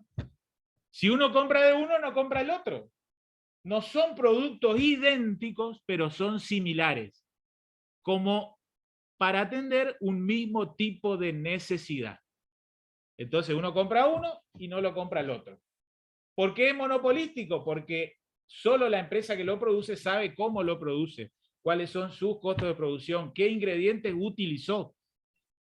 Su competidor probablemente no lo tenga en claro. Cada uno produce su producto, pero su producto que lo ofrece en el mercado compite con el del coetáneo, con el del rival, entre comillas. Típico ejemplo de competencia monopolística. ¿Podría volver, profe, con la pantalla anterior? Un segundito. Sí. Esto lo tienen en sus archivos, así que después le pegan un vistazo. Me gustaría cerrar la idea de competencia imperfecta, si me permiten. Vean. Vamos al monopsonio. Acá el problema no está en la oferta. Porque todo lo que hablamos, digamos, de competencia imperfecta hasta aquí, en las tres principales subespecies, monopolio, oligopolio, competencia monopolística, el problemilla, digamos, la tensión, la preocupación, viene del lado de la oferta. Hay un solo oferente en el monopolio, o hay pocos oferentes en el oligopolio, o hay muchos oferentes en la competencia monopolística, pero donde cada uno de ellos oferta o produce un bien similar, no idéntico. Acá nos vamos al otro lado de la fuerza del mercado, un análisis de la demanda. Y por paradójico y singular que esto aparezca, hay un problema en la demanda, hay un solo demandante de un bien o producto económico, bien, producto o servicio. Un solo comprador. Entonces también es nocivo, porque ese solo comprador decide. Tiene, digamos, acá vamos con el concepto de competencia imperfecta. Hay un actor que termina determinando por sí el precio. ¿Por qué termina determinando él? Porque si él no compra, el oferente no le vende a nadie. Entonces puede que hayan muchos o pocos oferentes, pero tiene gran discreción el comprador. ¿Sí? E influye de gran manera en la adquisición y en el precio del bien. Vuelvo a reiterar, la estructura de este mercado, un solo demandante, es el opuesto del monopolio. Pero el monopolio es mucho más nocivo, ¿sí?, que el monopsonio. ¿Sí? Sonio, la partícula sonio, su fijo es comprador, un solo comprador. Contracara del monopolio, lo que dijimos ahí, maneja a discreción la demanda del bien, se empaca, ¿sí? El comprador, disculpen la coloquial, se emputece el comprador y deja de comprar. ¿Y qué hacen los oferentes? ¿Cómo pagan los sueldos de sus empleados si no venden a nadie? Bueno, ¿qué ejemplo encontramos en la realidad? Algunos productos agrícolas, otra vez, no queda tanto, pero algunos productos agrícolas suelen adoptar, sobre todo cuando hay mercados concentradores. ¿Sí? Y el ejemplo más tradicional es esto es sí aplicable a la Argentina, el mercado mayorista de energía eléctrica. ¿Sí? Acá hay una empresa, ¿sí?, que es estatal, acá sí es estatal, que se llama Camesa. ¿Saben lo que hace Camesa? Camesa es la empresa que compra, ¿sí?, la energía a las grandes productoras de energía eléctrica en el país. ¿Quiénes son las grandes productoras de energía eléctrica en el país? ¿Alguna idea? Yacyretá. Yacyretá, ¿dónde más? Salto Grande, ven todas las hidroeléctricas, pero también las centrales nucleares. ¿Sabían que teníamos centrales nucleares en la Argentina, no? No hay solo en Springfield, ¿no? En Los Simpsons. ¿Dónde también hay? Se llama Tucho, profe, ¿no? Eso, Atucha 1 y 2. También hay ¿En una Córdoba, pequeña- profe, puede ser? Buenos Aires. Ah, Buenos Aires. Y en el Instituto Balseiro hay un pequeño reactor nuclear en Bariloche. Sí, pero es solo a mediana escala y pequeña escala. ¿Qué hace Camesa? Compra justo la energía eléctrica mayorista y después Camesa le vende a las empresas estatales o privadas de las provincias. ¿Sí? Por ejemplo, le vende a EMSA, que es la que distribuye en gran mayoría para la provincia de Misiones. Después tenemos las cooperativas también, muchos de ustedes son de localidades y ciudades, en donde el servicio de provisión de energía eléctrica a su domicilio lo provee la cooperativa.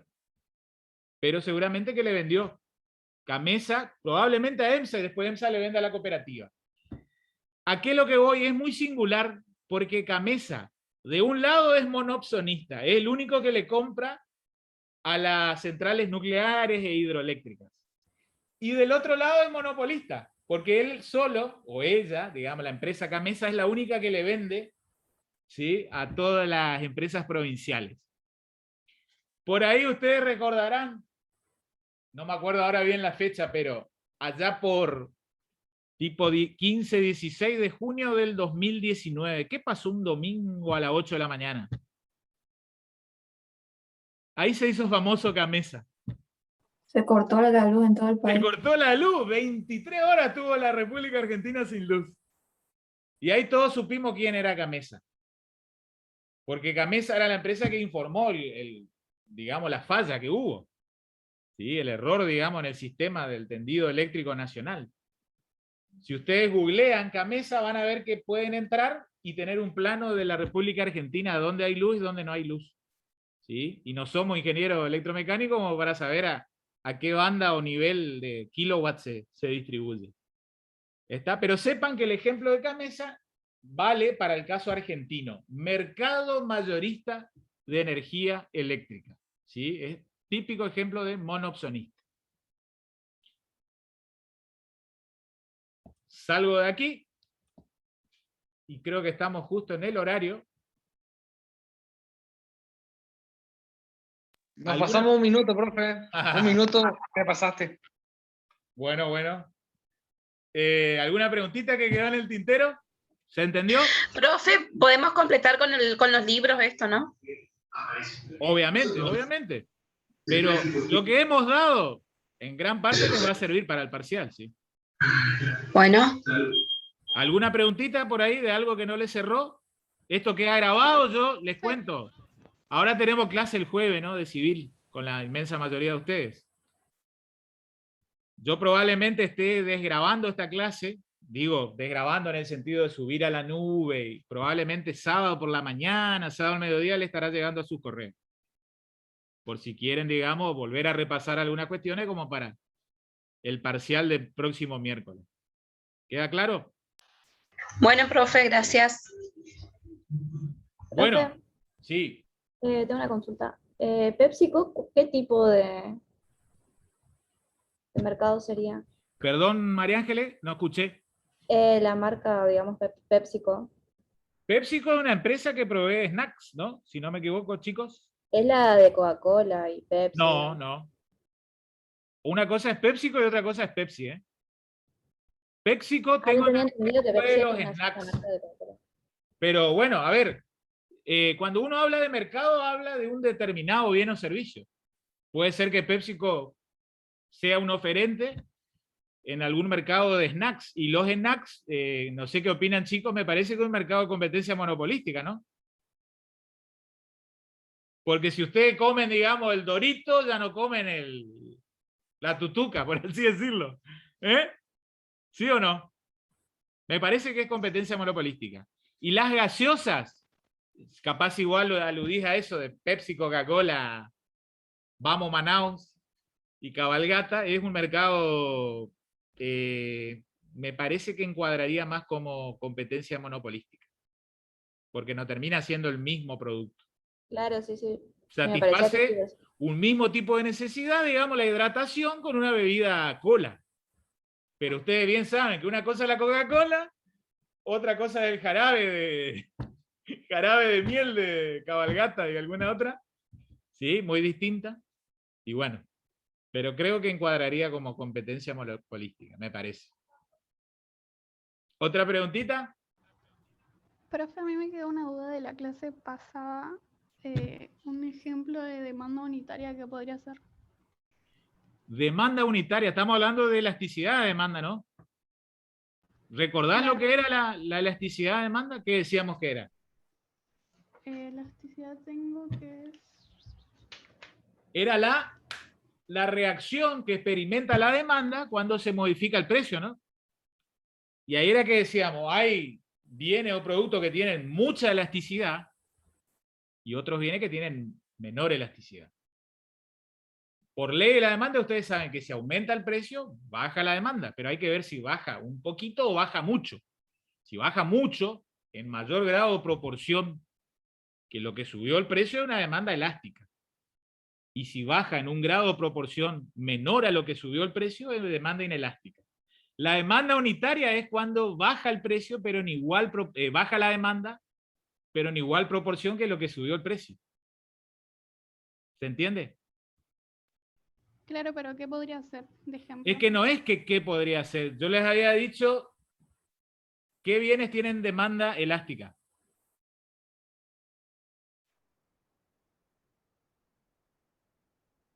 Mucho grado. Los bienes de lujo o confort. ¿Se acuerdan de eso que dijimos? La vacación en la playa paradisíaca con mar turquesa. La gastronomía de alta gama. Esos son bienes con elasticidad. Ahora se notó en la pandemia, ¿no? Bienes con poca elasticidad o con demanda inelástica, los bienes de primera necesidad. Alimentación. ¿Sí? Vestimenta. Por fuera de esos bienes de primera necesidad o de alta gama o lujo confort, probablemente sean los bienes que tengan demanda unitaria. Demanda con elasticidad unitaria. O sea, que suelen reaccionar de igual manera a lo que sube el precio. ¿Sí? Probablemente algún bien que satisfaga segunda necesidad, como una mejor vestimenta, una mejor alimentación, una mejor educación. ¿Se entiende?